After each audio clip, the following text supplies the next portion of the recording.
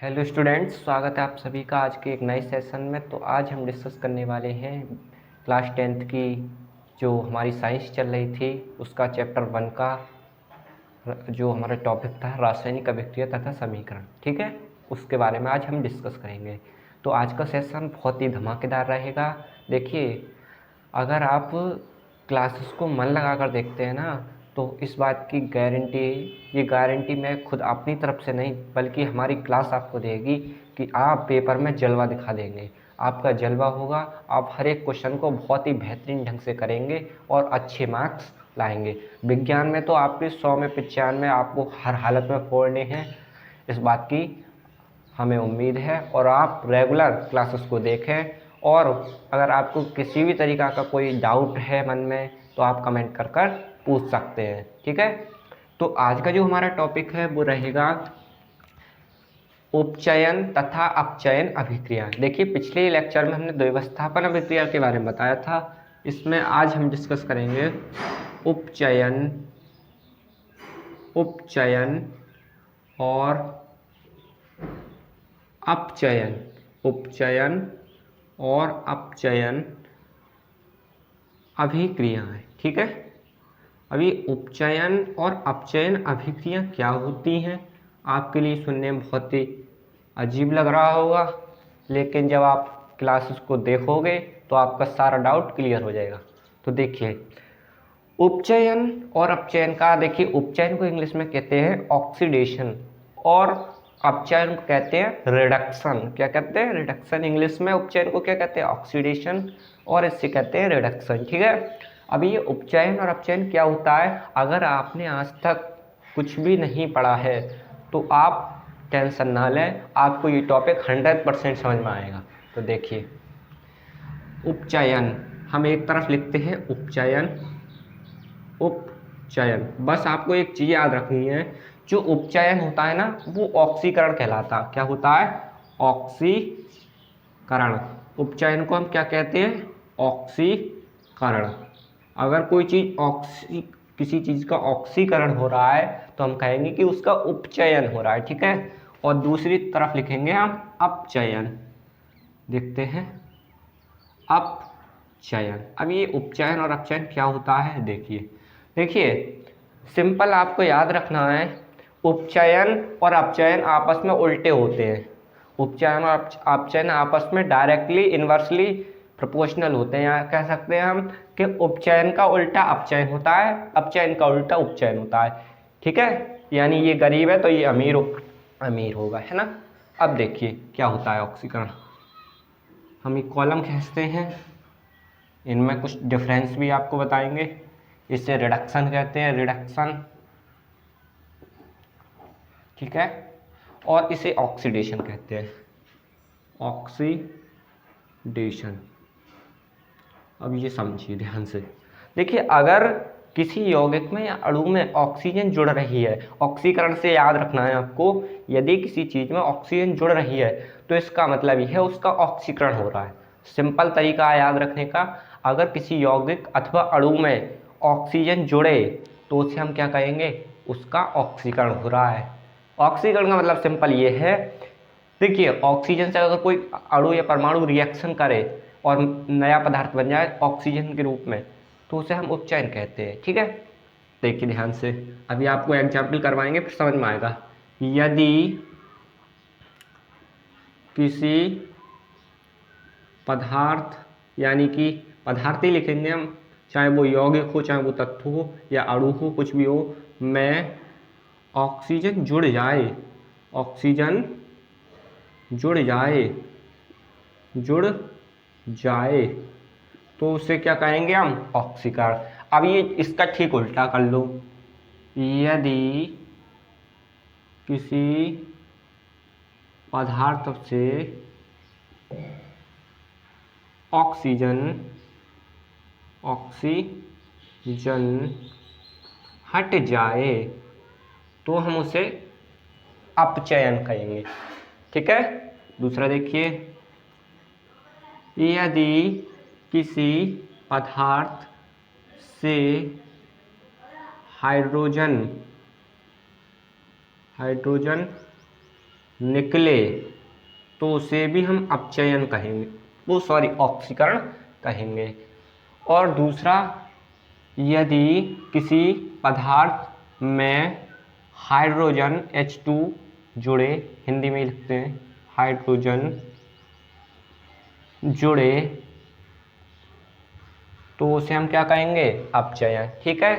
तीसरा, यदि किसी पदार्थ में से इलेक्ट्रॉन, ई से दिखाते हैं इलेक्ट्रॉन, निकले तो उसे भी हम ऑक्सीकरण कहेंगे।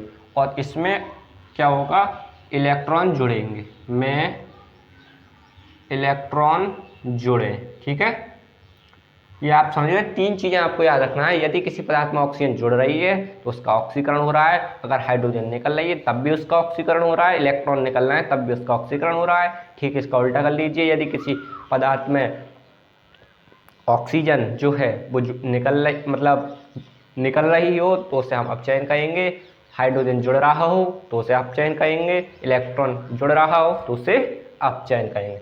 अब देखिए ध्यान से थोड़ा, देखिए ऑक्सीजन जो है ना, अब ये उपचयन अपचयन कौन सी अभिक्रियाएं देंगी।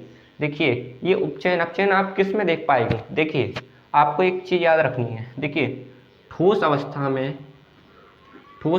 जो पदार्थ होते हैं, पदार्थ के जो कण होते हैं वो होते हैं परमाणु। और द्रव अवस्था में जो पदार्थ के, जो जैसे कोई विलयन है, जलीय विलयन है या कोई द्रव है, वो उसमें होते हैं आयन। आपको ये चीज याद रखनी है। ठीक है, अब देखते हैं,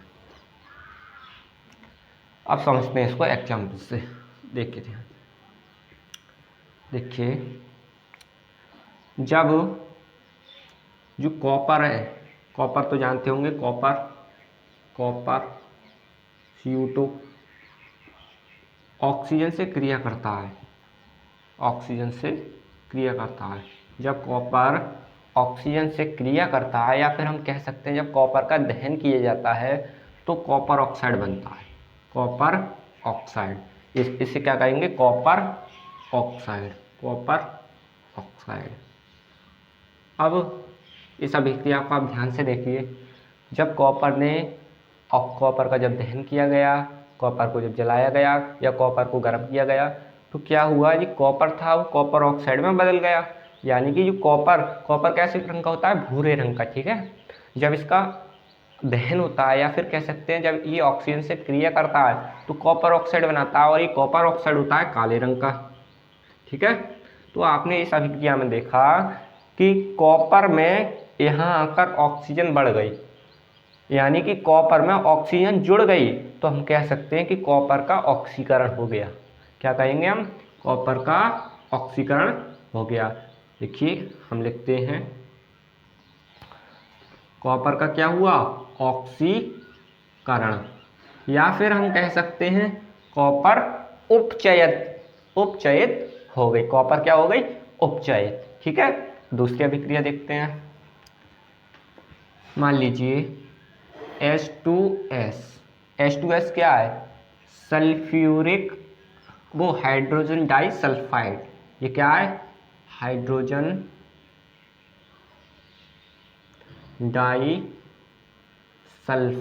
ठीक है, ये क्या है, हाइड्रोजन डाइसल्फाइड। एक बार देख लें, आ रहा है नहीं थोड़ा, हाँ जी आ रहा है। ये क्या है हमारा, हाइड्रोजन डाइसल्फाइड जब ऑक्सीजन से क्रिया करता है या फिर जब हम हाइड्रोजन डाइऑक्साइड का दहन करते हैं तो क्या बनता है, H2, सुनिए, SO2 प्लस H2। ठीक है, क्या बनता है, सल्फर डाइऑक्साइड और हाइड्रोजन गैस निष्कासित होती है, निकलती है। तो हमने आपको बताया था यदि ऑक्सीजन जुड़े तो उसे ऑक्सीकरण कहते हैं, हाइड्रोजन निकले तो उसे भी ऑक्सीकरण कहते हैं। अब इसमें देखिए हाइड्रोजन डाइसल्फाइड का, देखिए हाइड्रोजन डाइसल्फाइड का क्या हुआ है यहाँ, बता सकते हो आप, बताइए आप क्या बोलोगे, ऑक्सीकरण। क्या हुआ, ऑक्सीकरण, क्योंकि यहाँ से हाइड्रोजन निकल गई, यहाँ से हाइड्रोजन निकल गई और सल्फर का ऑक्सीकरण हो गया। H2S का तो है ही है, सल्फर का भी है, क्योंकि सल्फर में ऑक्सीजन जुड़ गई। ठीक है, तो इस टाइप से ये अभिक्रियाएं होती हैं। अब देखिए इधर देखते हैं एग्जाम्पल, और देखिए ध्यान से। अब क्या हुआ कि भाई जब कॉपर ऑक्साइड बना, इसी वाली अभिक्रिया को लेते हैं, तो ये हमारा काले रंग का था। कैसे रंग का था? काले रंग का था। फिर क्या हुआ, किसी ने आकर के इस पर हाइड्रोजन गैस प्रवाहित कर दी। क्या हुआ, किसी ने इस पर हाइड्रोजन गैस प्रवाहित की, और जब इसे हाइड्रोजन गैस प्रवाहित की गई तो ये H2O प्लस कॉपर में बदल गया। यानी कॉपर ऑक्साइड था, कॉपर ऑक्साइड कैसे रंग का था? काले रंग का। जब इस पर हाइड्रोजन गैस प्रवाहित की गई तो ये जल के अणुओं में बदल गया और कॉपर अलग निकल गई, और जो कॉपर बनी वो भूरे रंग की होती है और ये काले रंग का था। तो आपने यहाँ देखा, ध्यान से देखिए आप, कि जो कॉपर है, कॉपर का क्या हुआ बता सकते हो आप? कॉपर का अपचयन हुआ, क्योंकि कॉपर में से ऑक्सीजन निकल गई। जब किसी अभिक्रिया में ऑक्सीजन निकल जाए या हाइड्रोजन जुड़ जाए तो उसे क्या कहते हैं? अपचयन। तो यहाँ क्या हुआ कि कॉपर ऑक्साइड का कॉपर में अपचयन हुआ। क्या हुआ? अपचयन। और अगर आप देखें हाइड्रोजन, तो हाइड्रोजन का ऑक्सीकरण हो गया, क्योंकि हाइड्रोजन में ऑक्सीजन जुड़ गई। तो हाइड्रोजन का क्या हो गया? ऑक्सीकरण, या फिर हम कह सकते हैं उपचयन। ऑक्सीकरण को ही तो उपचयन कहते हैं।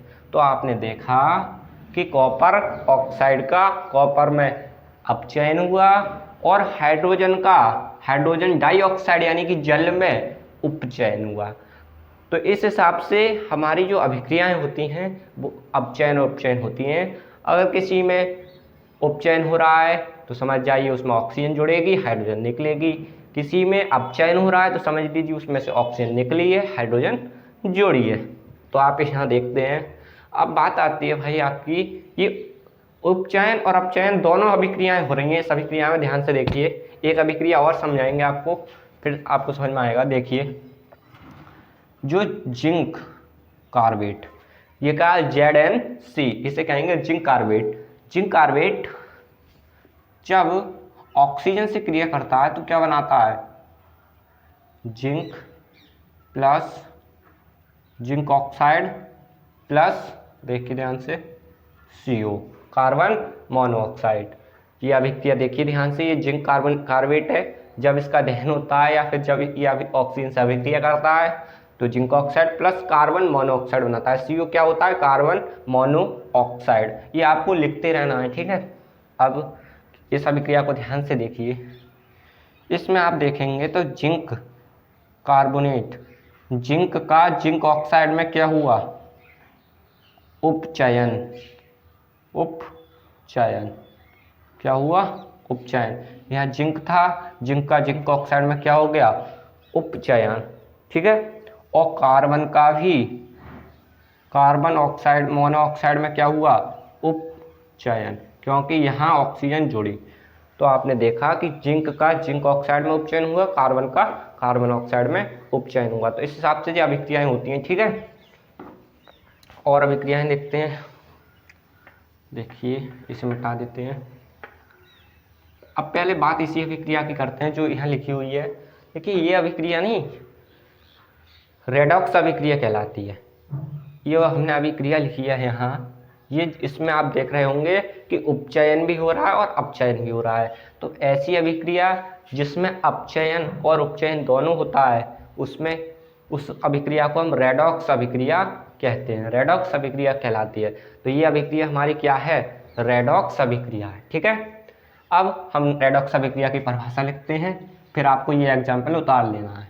रेडॉक्स अभिक्रिया, ठीक है, अभिक्रिया। अब ये रेडॉक्स अभिक्रिया मोस्ट इंपॉर्टेंट है।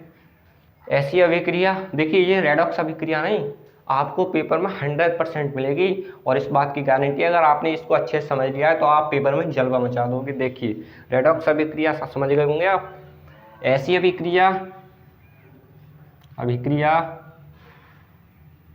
जिसमें अपचयन और उपचयन उपचयन दोनों होते हैं। ऐसी अभिक्रिया जिसमें उपचयन भी हो रहा हो और अपचयन भी हो रहा हो, उस अभिक्रिया को हम रेडॉक्स अभिक्रिया कहते हैं। देखिए, ठीक है। कुछ एग्जाम्पल्स आपको अपनी किताब से लिखने हैं, ठीक है। बाकी हम जो क्वेश्चन आपको कराएंगे, पहले हम अपनी यूनिट कंप्लीट कर लें, बस हमारे कुछ यूनिट्स टॉपिक्स और रह गए, संचारण और विकृत गंधता, उसके बाद हमारी यूनिट कवर हो जाएगी। और इस बात की गारंटी देते हैं, अगर आपने क्लासेस को अभी तक रेगुलर देखा है ना, तो आप अपनी बुक का एक भी एक क्वेश्चन खुद से कर लोगे, खुद से एक भी एक क्वेश्चन कर लोगे। लेकिन फिर भी हम आपको हर एक चीज़ क्वेश्चन करवाएंगे एक्सप्लेन करके। अगर आपने हमारे चैनल पर पहली बार हो या अभी तक आपने हमारी ये वीडियो देखी हो, आपको जैसी भी क्लास लगी हो तो कमेंट करके ज़रूर बताएं, ठीक है। और अपने फ्रेंड्स के साथ शेयर करें, क्योंकि हमारा चैनल जो है वो नया है, तो आपकी हेल्प की ज़रूरत है। तो अपने शेयर करें। अगर क्लास अच्छी लगी हो तो चैनल को सब्सक्राइब करें। धन्यवाद।